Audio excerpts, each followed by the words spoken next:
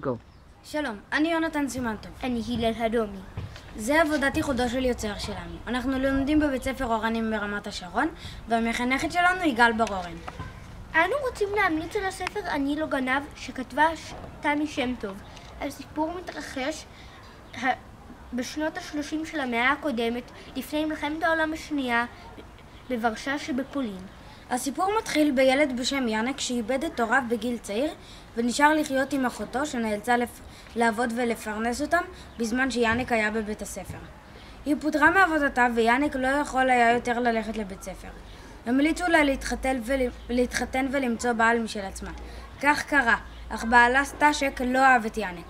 אחותו נאלצה לשלוח את יאנק לבית מחסה ליתומים. בגלל הנסיבות והמצב הקשה של העוני, יאנק הפך להיות גנב.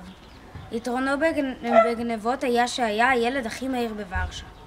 הרבה דברים רעים קרו ליאנק בבית המחסה, בגלל האופן שבו בית המחסה עבד. היו שם כמו מאפיות וטריטוריות, והיו לוקחים מהילדים כסף כדי שיוכלו לעבור בשלום בטריטוריה הזאת. הדבר הכי גרוע שקרה לו בבית המחסה היה שהמנהל ועוד כמה ילדים שברו לו את הרגליים במכות חזקות בגלל שתפסו אותו גונב. הוא ברח לבית של אחותו וכעס עליה מאוד בגלל ששלחה אותו לשם. בעלה לא היה מוכן שיאנק יישאר בביתם וישפיע לרעה על התינוק. אחותו מירה השיגה בעבורו מקום שהיה קשה מאוד להשגה, בבית היתומים של יאנוש קורצ'ק. בית היתומים של יאנוש קורצ'ק היה מקום אמיתי שהיה ממקום ברחוב קרחומלנה בוורשה. בית היתומים של יאנוש קורצ'ק התנהל בחמלה ובאהבה לכל ילד וילד בנפרד ובתור קבוצה. המקום התנהל כמו מדינה דמוקרטית קטנה, ובה הילדים החליטו החלטות, עבדו, כתבו בעיתון, התחרו בתחרויות ספורט ואף ניהלו בית משפט. אפילו המנהלים של המקום, דוקטור יאנוש קורצ'ק וגברת סטפה, היו יכולים לעמוד לדין בפני הילדים.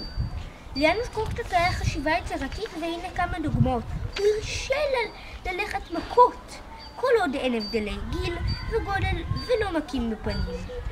המכות התקיימו בימים מסוימים ובשעות מסוימות, שנקבעו מראש וצריך היה להירשם כדי ללכת מכות. המכות התקיימו ברוב המקרים רק אחרי שבוע מהריב. ההיגיון היה שאחרי שבוע המעשה כבר לא תמיד כל כך מציק, ולכן סולחים. במקביל לרשימת המכות הייתה רשימת ביטולים, כי רוב הילדים היו מבטלים את התור למכות כי הם כבר התפייסו. מקרה נוסף לדוגמה היה שילדה מסוימת הייתה חלשה וחסרת ביטחון עצמי. יאנוש קורצ'ק עשה מעשה שזעזע אותנו בתחילת הקריאה.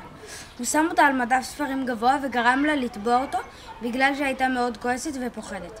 המחשבה מאחורי המעשה הייתה שבגלל שהילדה הקטנה חסרת הביטחון, הוא רצה שהיא פעם אחת תנצח, ובאמת היא ניצחה במשפט. נרצה לספר לכם על החיים של יאנק בבית היתומים. יאנק, כמו כל שאר הילדים, התחיל עם חונך, אבל יאנק, שלא כמו רוב הילדים, לא שמח על רוב האנשים. הוא כל הזמן חשב שהמקום יתנהל כמו בית המחסה, שצריך לשלם כדי לצאת בשלום מהמצב. לקח לו זמן להתרגל לחיים שם בזכות יוסק החונך וכמה חברים שמתוכם איצ'ו, חברו הטוב ביותר שלו. הרבה מאוד דברים קרו ליאנק, ויאנק מאוד השתנה טובה במהלך השהות בבית היתומים. בהתחלה הגיע לשם עם מחשבה שכל החיים שלו יישאר גנב, ויצא משם עם התחושה שכל החיים שלו פרוסים לפניו, שהוא יכול להימשך אותם איך שירצה, הוא רק צריך לבחור, בלי עבר, בלי גנבות. מהקריאה חווינו והרגשנו את בית היתומים של יאנוש קורצ'ק כאילו אנחנו ממש נמצאים שם. הרגשנו את יאנק ונהנינו לקרוא את הסיפור. הסיפור העלה רגשות מורכבים של שמחה, עצב וצחוק. הוא נתן לנו דוגמה איך התייחסו ליהודים פעם ומה קרה בגלל שונאי היהודים. זו דוגמה למצבים של אלימות, עוני של אנושיות ושל מצבים שקורים בחיים בכלל. למדנו מהספר על תקופה היסטורית חשובה, על מעשיו החכמים והטובים של יאנוש קורצ'אק ועל האפשרות של אנשים להשתנות לטובה או לרעה, לא משנה מה היה עברם. לסיכום, אנחנו ממליצים לכם מאוד לקרוא את הספר "אני לא גנב", ותוכלו לדעת יותר על מה שיאנק עובר בבית היתומים. הסיפור של יאנק לא באמת קרה, אבל בית היתומים כן היה קיים והתנהל ברוח של מה שמתואר בסיפור. תודה רבה, ממליצים בחום לקרוא את הספר, יונתן והלל.